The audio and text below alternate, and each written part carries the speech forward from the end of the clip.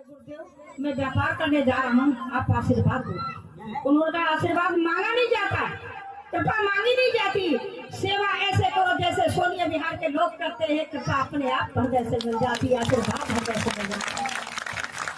तो उन्होंने कहा गुरुदेव ने कि अगर तुम मिट्टी में भी हाथ डाल दोगे, रेत में भी हाथ डाल दोगे तो भी सोना बन जाएगा।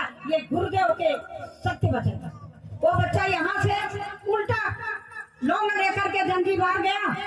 जंगीबार पहुंचने के बाद रेस के पास जब अपना जहाज रोकता है तो वहाँ क्या देखता है, शेख के साथ वहाँ का जो सम्राट था मुसलमान है, वो शेख के साथ बहुत सैनिक जा रहे हैं, सबके हाथ में छन्नी है।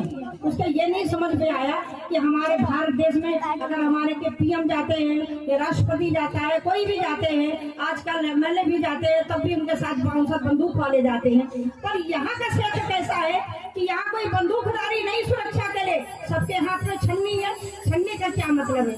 उतरने के बाद जब भारतीय वेश में देखा तो शेख ने पूछा कि आप कहाँ से आए हो? उन्होंने कहा सनातन धर्म, जहाँ सनातन धर्म पलता है, जहाँ गुरुदेव की महिमा गाई जाती है, जहाँ माता पिता के चरणों में बच्चे प्रणाम करते हैं, मैं उस देश का बच्चा हूँ। बोले क्या करने आए हो? बोला व्यापार करने आया हूँ। बोले क्या चीज लाए हो? बोले लौंग लाया हूँ। कहे लौंग तो मेरे ही देश से आपके देश में जाती है, यहाँ से 200 रुपए किलो जाती है, तब आप 2000 रुपए किलो वहाँ बेचते हो। अब 2000 रुपए किलो की लौंग आप लाद के यहाँ ले आए हो, इसमें तो घाटा होगा। तो उसने कहा मेरा हृदय ये कहता है कि गुरु मेरे साथ है, गुरु के वचन मेरे साथ है, कभी घाटा नहीं, कभी भी घाटा नहीं होगा। उन्होंने कहा कैसे? कहने लगे मेरे गुरुदेव ने ये कहा है कि अगर तुम रेत में भी हाथ लगा दोगे, मिट्टी में भी हाथ लगा दोगे तो सोना हो जाएगा। कहना अच्छी बात है।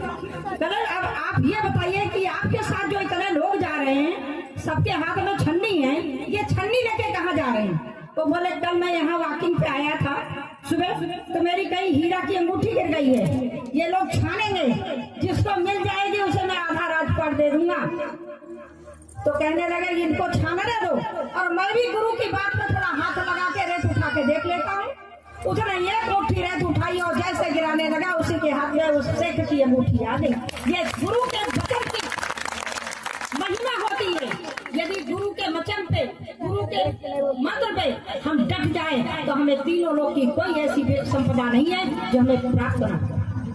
सत्संग में आप आते हो या कुछ पाने के लिए नहीं आते हो, केवल 3 चीज समझने के लिए आते हो कि ईश्वर कहाँ रहता है, कैसा होता है, कैसे मिलता है, बस ये जानने के लिए।